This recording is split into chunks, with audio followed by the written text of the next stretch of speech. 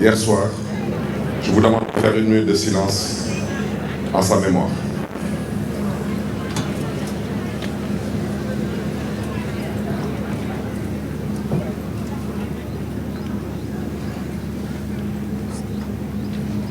Merci. Yàlla na ko Yàlla xare ci àjjana yu gën a kawe yi te may njabootam xolu muñ.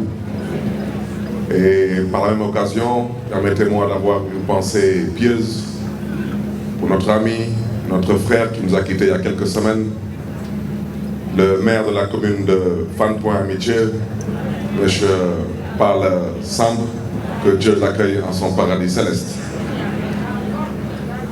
Honorable député, Monsieur le maire honoraire de la ville de Dakar, Madame Soham El Wardini, maire de la ville de Dakar, Mesdames, Messieurs les maires, Mesdames, Messieurs les adjoints au maire, Monsieur le point focal Afrique de l'Observatoire international de la démocratie participative, Messieurs et Madame les directeurs de société, Monsieur le secrétaire général de la ville de Dakar, Monsieur le directeur de cabinet de la ville de Dakar, Mesdames, Messieurs les directeurs et chefs de service de la ville de Dakar, Dakaroises, Dakarois, distingués invités. Je ne saurais exprimer toute ma fierté ce matin en présidant cette cérémonie officielle de lancement de l'Observatoire citoyen de la ville de Dakar.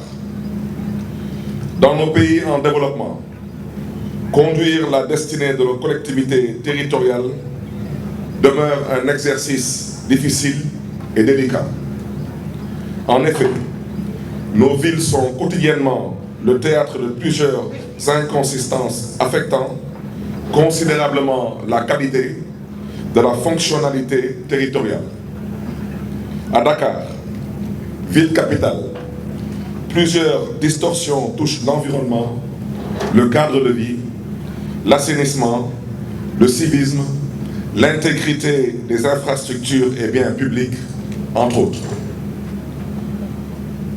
Relever ces défis exige des élus que nous sommes d'élaborer une ingénierie urbaine qui met en avant la participation des populations et acteurs de développement locaux. Le constat désolant dans la ville est la détérioration continue de l'équilibre de l'espace urbain, ouvrant ainsi la voie à toute forme de vulnérabilité territoriale.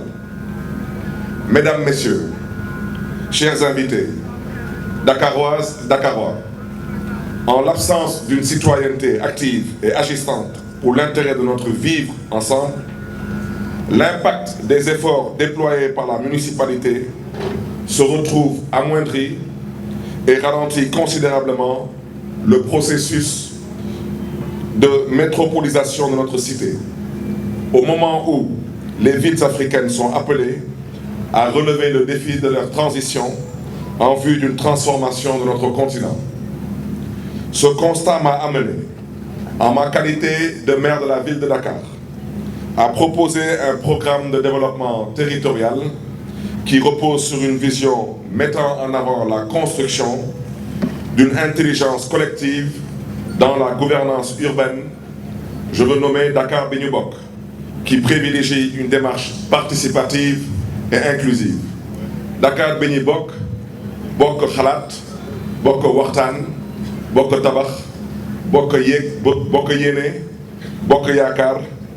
Notre vision, dont l'épine dorsale est l'engagement citoyen de tous, afin de garantir l'atteinte de la finalité éthico-sociale visée par l'action publique locale, déclinait déjà deux axes majeurs centrés sur l'humain. Il s'agit, premièrement, de construire une gouvernance participative, inclusive et transparente.